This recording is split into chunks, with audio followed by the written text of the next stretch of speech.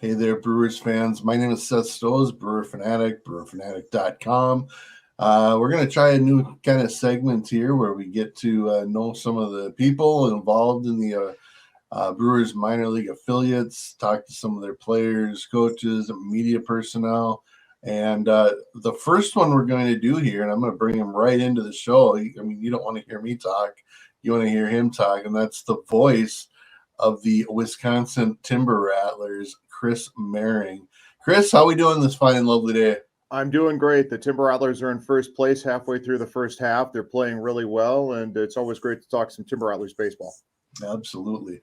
And we will do that, I promise. But since this is kind of the first time we've had you on here, you've been with the Timber Rattlers there in Appleton in Wisconsin for, since 2000. So you're kind of a legend there from what I hear. Tell me a little bit about the time there and some of your background.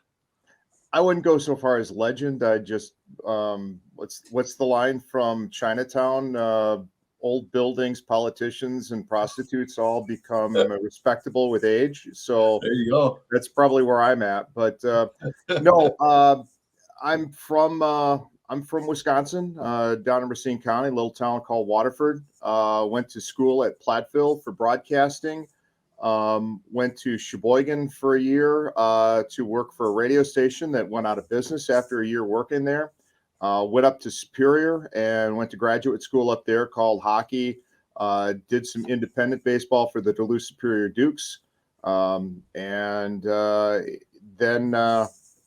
1998 came and I became the radio announcer for the Green Bay Gamblers.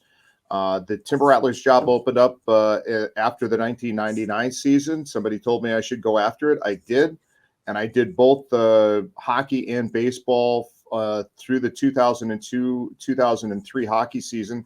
And I've been full-time with the Timber Rattlers ever since 2003. So that is the Cliff Notes version of my biography. That's pretty impressive. I always get questions from people about the job. And so I'm curious your thoughts. If there's a high school kid listening or someone in college, what are some of the things that you would maybe recommend to a person that's interested in doing sports broadcasting or really in general working in a career in baseball or sports? Well, I will give the answer I always give as kind of a joke and kind of a warning. If you're looking to get into sports broadcasting, don't, because there are enough bad people in it already. And if you're good, I don't want the competition. So, but to tell the truth, it's not just broadcasting anymore. It's social media, it's computers, it's writing, interviews. And when you get in, when the Timber Rattlers hired me full time, they did not bring me on as a broadcaster. I was doing corporate sales, which I was terrible at and wasn't real good at, but plugged away and kept going until the media relations job opened up. And that's what I've been doing since, I've been doing this since 2009, media relations in baseball. So, but learn how to talk, obviously. It was something that I need to do, and I have said this for the last 5 or 6 off seasons. I need to learn a second language, learn Spanish. I know just enough to be dangerous. So, but learn a second language, learn how to write, interact with people, find a good school that has a broadcasting program. I was fortunate when I was at Platteville. They had a really good communications department. I was on the campus station like within a month of going there. And I was calling games as a color analyst in the spring. And I was fortunate enough to be the lead broadcaster by my senior year, the year that Platteville won their first NCAA Division III title. So, but and just don't button your hole yourself into, well, I call a really good game. It's not just that anymore. You have to be able to wear a variety of hats. Well, and that goes to my last kind of background question. You mentioned not only are you the radio voice, but you're doing all these other things, including director of media relations. So, just take us kind of behind the scenes a little bit and what a typical day. Let's just say you're at home in Appleton, you've got a home game at night. what's a typical day look like for you in that position?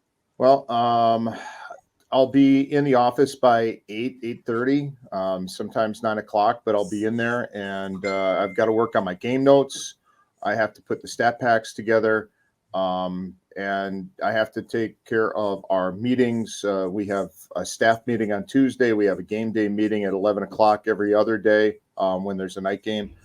Do that, take care of any interview requests that come in. For example, tomorrow I'm going to have to set up some player interviews and coaches interviews for some media that are going to be here on Thursday. So I've got to take care of that. Lineups, I need to coordinate with the media relations team. I'm also getting ready for our next home series because I have to write a release for the homestand highlights for that. And I have to get the play ball articles that I am responsible for ready for that next homestand. Deal with any travel issues that come up. For example, our bus got egged on Saturday night down in Quad Cities. So I've been dealing with the bus company and our GM and their GM this morning on that stuff. So, and it's Monday. The team isn't playing now, but I'm in the office getting ready for the series that starts tomorrow. So, and plus there's every other thing that comes up. I have to help with the tarp when that happens. I have to help move stuff around the stadium. Back when we got hit with that big snowstorm back in April, right before the opening day, I was out helping to shovel snow. So it's not just me showing up at 2:30, putting on the headsets and writing in my book and going down and watching batting practice. So there's a lot more to it, and more stuff keeps coming up, but I love it and I love doing it. And it's if I wanted a 9-to-5 job, I would have done something else. So yeah. Well, that's it. I like to let people kind of understand that it's not the glorious life that maybe the major league life looks like, and it's long bus rides and not necessarily the greatest hotels. Although I think there's some decent ones in there too. But yeah, what an opportunity, and I'm sure you've had equal number of good stories as bad stories over your years. Yeah, and I will say it's become much easier since the MLB takeover, the 6-game series with every Monday being off. Yeah. We were trying to tell some guys about how it used to be. We would play 25, 26 straight days, and you would go on the road for a 12-day series, but it wouldn't be in 2 cities. It would sometimes be in 4 different series. You'd have 4 different 3-game series someplace with, I think one year, my first year in the league, we went from South Bend to Dayton to, I think it was Cedar Rapids, and those are not close by for a series. And that's you didn't have a getaway day game to leave. You were traveling at night, and you were getting in at 6 a.m. and you were expected to be back at the ballpark again that afternoon to play another game at night. It's so much easier right now than it used to be, and you're not waking up going, "Where am I? What city is this?" What day is it? Yeah, no, well, thank you for that. Let's talk a little bit about those Wisconsin Timber Rattlers. Like you said, first place in the Midwest League Western Division, a couple games ahead of, I had it written down earlier, but 2 games ahead of the division. So honestly, it's one of those things from year to year. Have you figured out if you're going to have a good team to cover, or are you just kind of surprised to see what happens? Were you expecting this team to be pretty good? I was expecting this team to be good. I know that Victor Estevez, our manager this year, had a lot of these guys down in Carolina last year. Carolina made the playoffs for the first time in years last year, and they were an exciting team. A lot of those players that were down there are up here this year, and we're expected to contribute. We have a veteran pitching staff as well, a lot of veteran arms in the bullpen, and that's always a good sign. We're 9 games over 500. The team is 9 games over 500 right now, and it's been a while since we've been at this point of the season and seen a Timber Rattlers team up on top. So it's been fun. Plus, we've also had some returning guys. We got some guys up at the tail end of last year, and they contributed late to a late pennant push or a late playoff push for this team. So, yes, I was expecting them to be good. We've played some really good teams, some tough teams, and played even the one series that they've lost out of the last first six, was Great Lakes, and they've got an amazing team full of Dodger prospects. And that was the Loons won that series 4-2, but the Rattlers had leads in 4 of those games, and in the 2 other games they lost, they were down big and got the tying run to the plate late. So it was a really good series. So and a good test for this team. But yeah, there's some amazing players on here, and we've already lost a couple going up to Biloxi. Mike Bovee has gone up. Will Childers from our bullpen has gone up, and it's just been a fun ride so far in the first half. Will Childers just called up, I believe, over the weekend, this last weekend. I want to talk just briefly. Your starting rotation has had some changes in it as well, but Alexander Corniel, Edwin Jimenez, Patricio Aquino, Will Rudy, those seem to be kind of the top 4. And I'm going to pronounce it wrong, but Brett Witrowski has already been moved up. Talk a little bit about the starters and kind of what you're seeing from the manager, from the pitching coach, as far as, letting them work every 5th day, every 6th day, certain amount of rest, certain number of pitches at this point, as a high A affiliate at this point. Right now, the Rattlers are on a 6-man rotation. They do have a couple of tandems that are mixed in there. Tate Keener has pitched in that role, as has Mark Manfredi. I just want to point out Alexander Corniel has pitched outstanding. He has had 3 really good starts this year, including last Saturday in Quad Cities, where he struck out 7. He was the first Rattler pitcher to go 7 innings this year. Pitch count was just a little over 90. We're getting to that point of the year now where that pitch count is up to around it's over 80. It's between 85 and 95, it would seem to be. But Corniel, if you look at his numbers from last year, you'll see he didn't pick up his first win until his last start of the year last year in September. But he pitched so much better than that record indicated, and he's got some really good stuff. Edwin Jimenez pitching on Sunday. He went 6 scoreless against Quad Cities, struck out 7. He's been really good. Aquino has kind of scuffled a little bit. He's been really good, and then will hit a bad inning, but I've liked his stuff.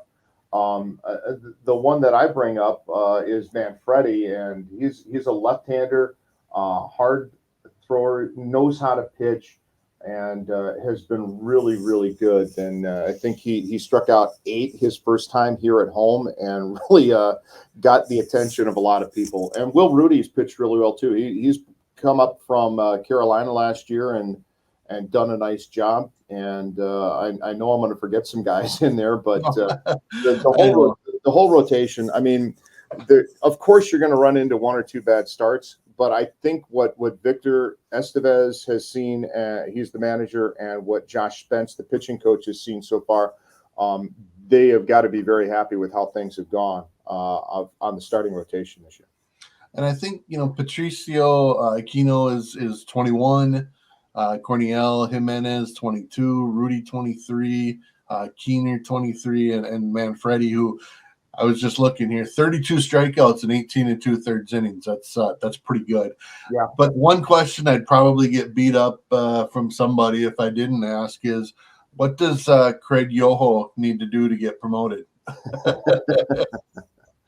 Just keep doing what he's doing. There's always going to be an open, there's always a spot for him. He has pitched outstanding. He went 5 innings down in Quad Cities in 2 different save opportunities and pitched scoreless. I think he gave up 2 hits, didn't walk anybody, and just struck out 10. And Quad Cities didn't know what to do with his changeup. And Kyle Loebner did a real nice piece on him on T-Rat Talk that's available on the Timber Rattlers website that includes some background on Craig that's really good, that I think instead of me trying to relate it and misstate everything, I would suggest people go to our website and read that. But it's a timing thing, and it's a necessities thing. He might have gotten called up instead of Childers had he not thrown 3 innings and 35 pitches 2 nights before, because Biloxi needed somebody up there, and they needed somebody that was available, and Childers hadn't pitched since the Great Lakes series. So his arm was fresh and he was ready to go. And I saw he got called up, and he got it right into that game in Biloxi, where if Yoho had been called up, he would not have been available. So it's Right. a timing thing. And believe me, the Brewers know exactly what they have in Craig Yoho. And he's, Baseball America talking about him as a guy that could be in the big leagues by the end of the season. And I think the Brewers know exactly what they have, but they're happy with him here. He's happy here doing it. And it's just a matter of when the call comes, he's going to go. Just to kind of go through it, 11 games, 10 games finished, 5 saves, 0.60 ERA, 0.67 whip, 2 walks, 29 strikeouts in 15 innings. So, yeah, I don't know that you can do much better. But like you said, there's a lot of other variables, a lot of other factors that go into it. Let's spend just a few minutes talking about some of the hitters. Now, yesterday on Brewer Fanatic Twitter page, I went through who the youngest players on the roster were, and it definitely primarily is position players, especially when you look at Luis Lara, Luke Adams, Gregory Barrios, Dylan O'Ray. I mean, all of these guys are 19, 20 years old in high A. That's impressive. I mean, I know they're not all necessarily putting up big numbers, but they're all at least holding their own, which I think says a lot as well. Yeah, well, Barrios and O'Ray are among the league leaders in a couple of different categories. O'Ray leads the league in stolen bases.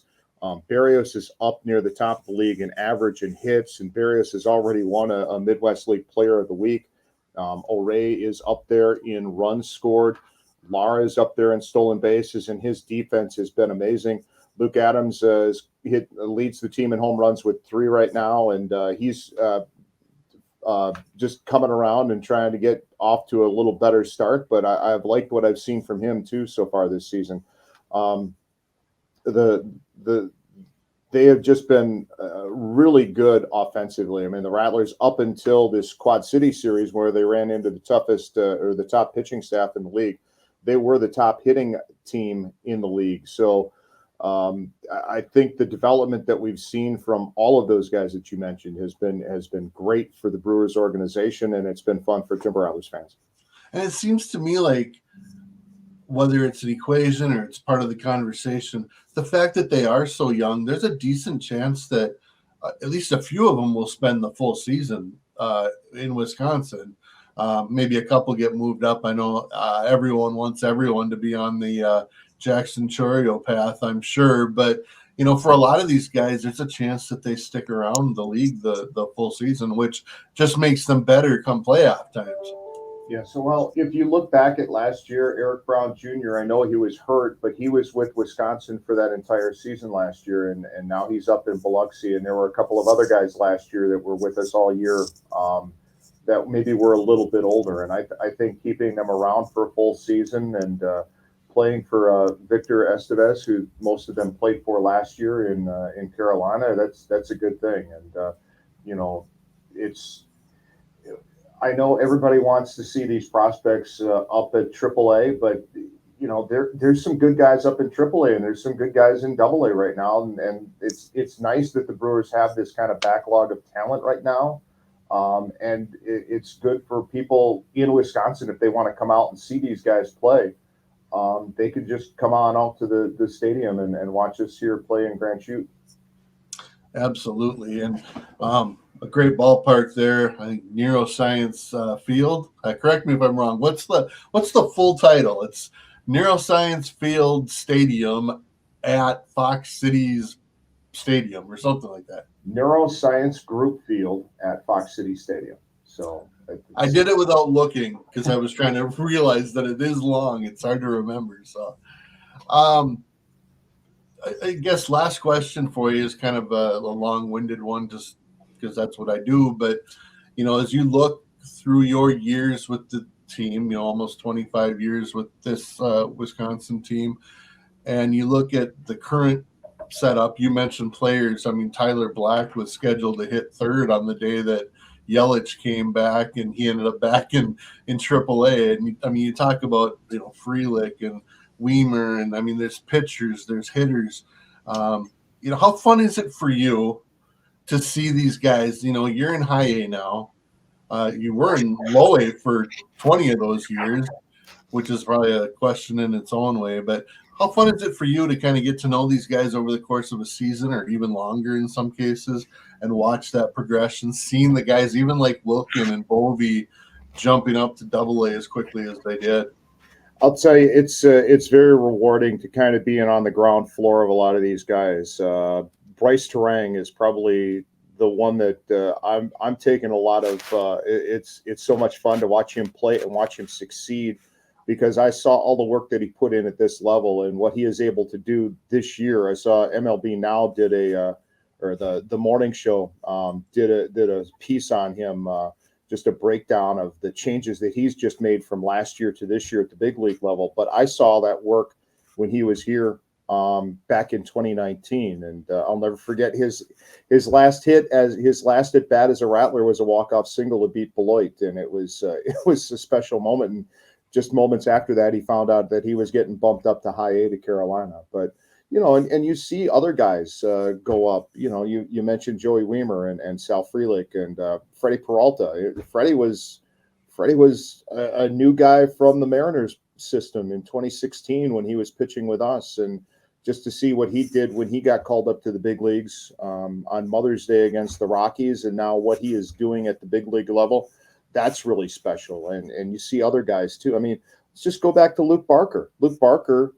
His story is an amazing one, and he got a chance to get up to the big leagues too with the Brewers, and that's a special story. So just seeing all the work that those guys put in at this level and get to the big leagues and succeed and do what they can to help the Brewers is really neat. I was going to say, a lot of times I think that the story of the guys that got just a cup of coffee is just as exciting and fun as the number one prospect or number one draft pick that flies through the system. And they're, like everyone always says, prospect and player development isn't linear. They're all different. They all have their own paths, but that's, I think, what makes it a lot of fun. So you've been able to enjoy that for a lot of years. Hopefully you got a lot of years left. I'll leave you with the final word. If there's anything else I would recommend for anyone listening to this, get out to Appleton, go to some minor league games. If you can get to a series, great. But if you can even just get to a weekend, series, it's fun to watch these guys at that level. And then, see them progress, hopefully all the way to the big leagues. And then you get to watch them at the ballpark there. Right. And I would just say, just come on out. We put a lot of work into the stadium last year with the renovations going into the 2023 season.